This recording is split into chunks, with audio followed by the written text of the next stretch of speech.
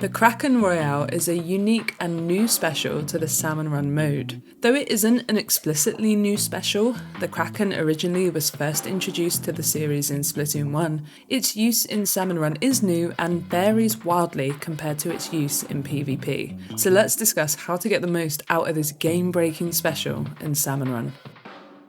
Stats. The Kraken Royale was brought into SalmonRun in patch 6.0 in November 2023. With it came something entirely new, a special that provides complete invincibility. No other special is immune from damage the way that the Kraken is, which gives it the ability to provide game-breaking actions. With the exception of water, nothing can damage you. Oftentimes you'll find yourself bouncing off of enemies, but you are completely immune, which allows you to make some extremely high-risk, high-reward plays. The special lasts roughly 8 seconds and has 2 ways of dealing damage. What's important to note here is that both attacks pierce through armour, something that isn't common in SalmonRun. Before I go further, I want to state that any weapon or special that pierces through armour provides a way to bypass boss cycles, which is extremely powerful. I speak more about this in my other videos, the boss mechanics and boss cycles one, but to quickly explain, a lot of bosses work on timed cycles and are protected by armour. The majority of weapons and specials have to wait this out, and this means time loss and likely unproductive use of that time. There isn't a lot you can do to mitigate this in most scenarios, but certain weapons and specials allow you to forget about these restrictions and destroy bosses before they even attack. With this comes improved efficiency and better time management, which is never a bad thing. Kraken, with the exception of steel eels, can do this with every single boss and enemy in the game. You are not reliant on bosses attacking you before you can attack them. You simply activate the special and proceed to destroy everything in your path. When you press the A button, you'll perform a jump attack, which deals 250 damage. I find this better in situations where the enemies are stationary or are likely to interrupt an attempt to charge. I think the most obvious example of this are lessers. When you hold the A button, you'll start to charge an attack. After 35 frames, you can release the button and rush forward and damage everything in your path for 600 damage. You can determine the direction of the lunge before releasing it, but once released, it cannot be stopped until it completes its movement. It is similar to the squid surge. This attack is better when you need to one-shot enemies and have the space to charge up the attack. Whilst you don't take damage from any enemies, they can prevent you from charging or releasing an attack, and again, lessers are likely the ones to interfere with this the most. Any interruption to the charge will cause it to fail and mean you have to start again. The Kraken has quite punishing startup and end lag. What this means is it takes 1 second to be able to move once you start the special and 1 second to move once the special finishes. Kraken is often used as a panic special, more about that in a bit, so you'll need to be real careful with when you deploy it, as it's entirely possible to have it cancelled by cumulative damage. Having it cancelled feels bad, and it does happen to all of us, but do your best to ensure that brief moment of safety to make sure that it's active. After finishing, the Kraken will despawn and leave you immobile for a short while. This, again, makes you vulnerable. You run the risk of being completely overwhelmed, and so I often find myself monitoring the time in the top right-hand corner and making sure that I move away from damage as much as possible. Kraken would be too powerful if it had no drawbacks, so its lag on start-up and finishing is its downsides. Once you're able to navigate these, you'll find yourself laughing with pleasure at how easy it is to use. Oh, and before I continue, the obvious points. The Kraken cannot glide on grates. You will simply fall through it, often into the water. Grates and water are the 2 major drawbacks to using the Kraken, and you'll notice this more on maps that have smaller stages or more grated pathways. Spawning Grounds and Bone Rattle Arena are the 2 obvious examples. As a result of this, Kraken often does not feel powerful on these stages. You need to bring bosses extremely close to the basket, which has its own risks, or you risk plunging into the water and wasting it. This is unavoidable in most situations, and so you'll need to find different ways to use Kraken on these stages. On high tides, you run the risk of plunging straight into the water, especially if you find yourself bouncing off of armoured enemies or steel eels, so for all the strengths of the Kraken, it has its fair share of weaknesses. Stay away from grates, and if you're close to the water, make sure you use jump attacks instead of charges. How?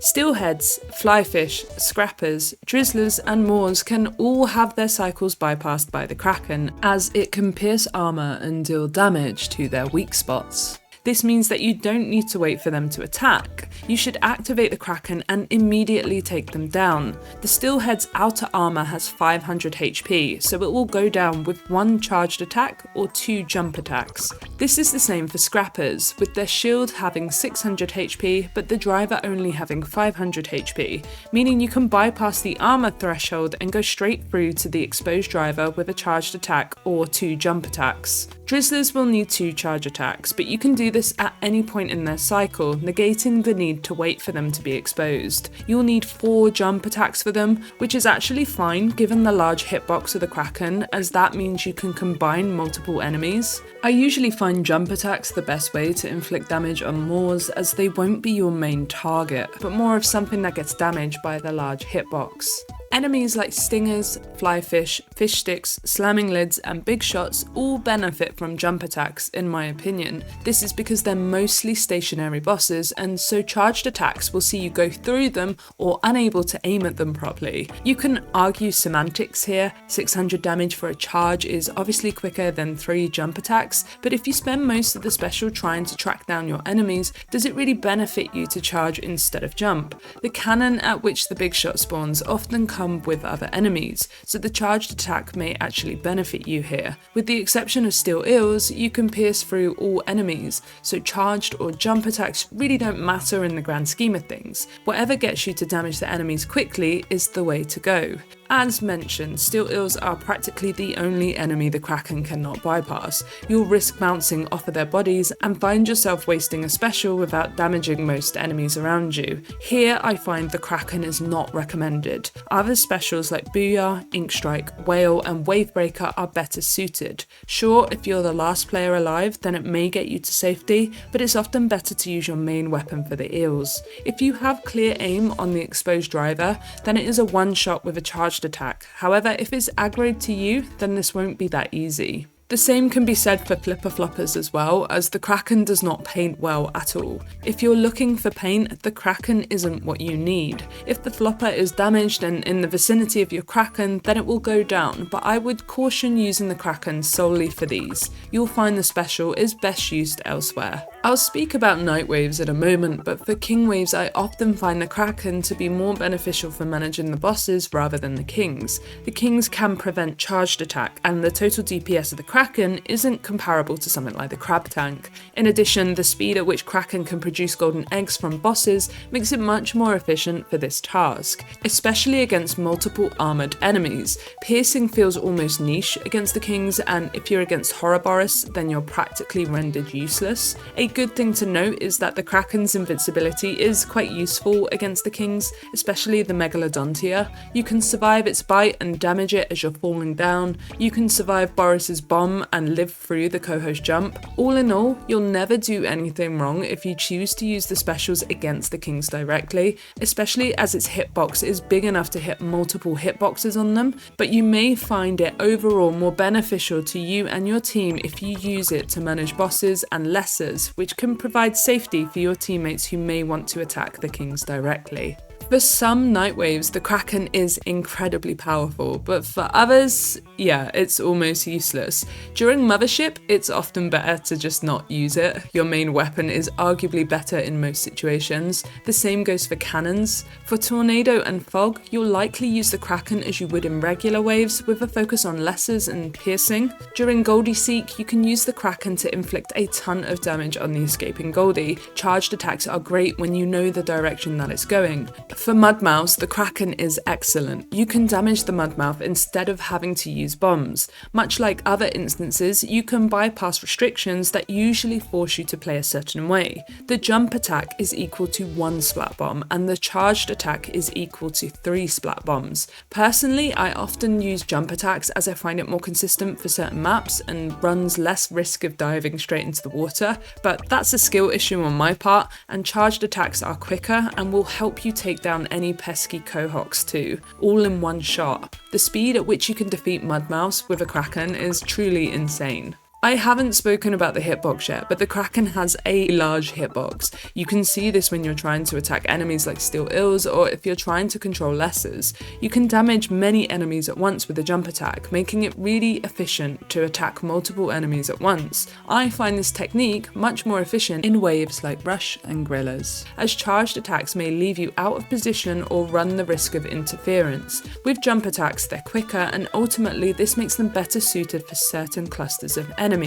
It almost makes it more useful when using it purely for invincibility purposes.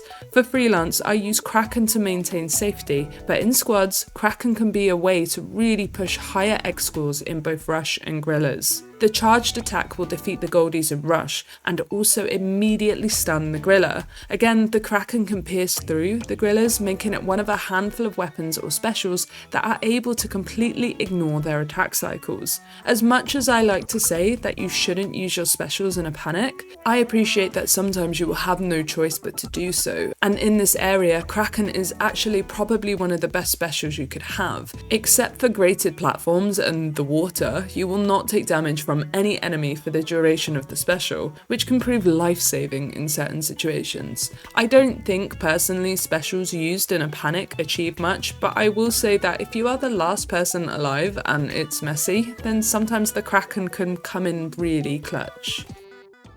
Why? The Kraken can immediately alleviate pressure in a small area that a lot of other specials may not be able to do. Because of its piercing, high damage, versatility with how you attack, its longevity and large hitbox, you can clear areas very quickly and regain control that may well be lost. Again, I don't often recommend specials to be used after control has been lost. Ideally, you want to be able to get to a point where you can preempt this, but I know things in SalmonRun can take a quick downward turn, and sometimes you're forced to correct the mistakes or inefficiencies of others, and having the Kraken allows you to do that with ease.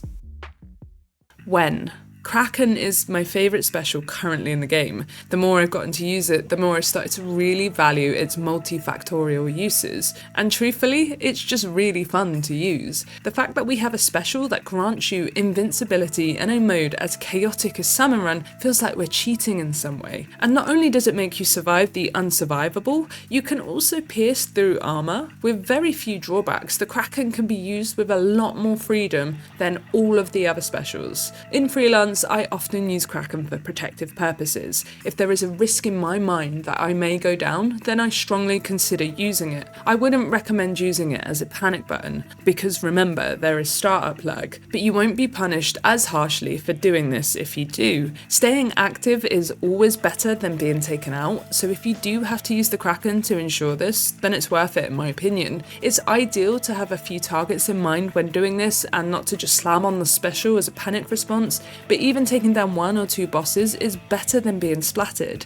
There is no situation where going down is favourable in freelance, and Kraken gives you a way out should you start to feel threatened. Like all the other specials, Kraken can and should be used when you can expedite a process, which is usually managing armoured bosses. In a mode centred around time and maximising productivity, isn't it quicker and safer to just bypass restrictions and negate the need to wait for boss cycles? I find clusters of scrappers the best example of the Kraken's power, because for some weapons, 600 damage to stun and then 500 damage to defeat a scrapper can take ages, especially if it can't pierce this, or it is a weapon that isn't an automatic, the Kraken can line up all 3 scrappers in a row and take them down in one charged attack, generating 9 golden eggs extremely quickly. So anytime there are bosses that are piled up around the basket or hassling my teammates, I tend to consider the Kraken, as it defeats them and ensures my team doesn't waste time trying to survive. How many times have you struggled against scrappers